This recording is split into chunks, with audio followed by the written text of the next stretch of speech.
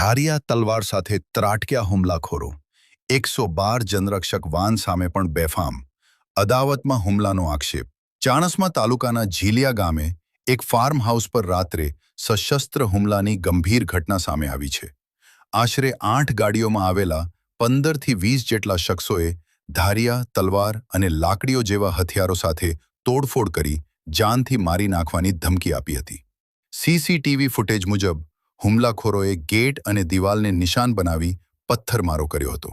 Gate પર લગાવેલી ગંગામાની કાચની ફ્રેમ પણ તોડી નાખવામાં આવી હતી. ઘટનાની જાણ થતાં 112 પોલીસ વાન સ્થળ પર પહોંચી હતી. છતાં હુમલાખોરો બેફામ તોડફોડ કરીને નાસી છૂટ્યા હતા.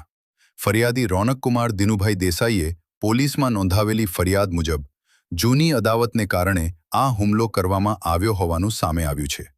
સીસીટીવીના આધારે મુડેઠા ગામના જીતુભા, વામૈયા ગામના જહુભા અને દલપુજી સહિતના શખ્સોની ઓળખ થઈ છે. પોલીસે રાયોટિંગ અને હથિયારબંધીના જાહેરનામાના ભંગ સહિતની કલમો હેઠળ ગુનો નોંધી વધુ તપાસ શરૂ કરી.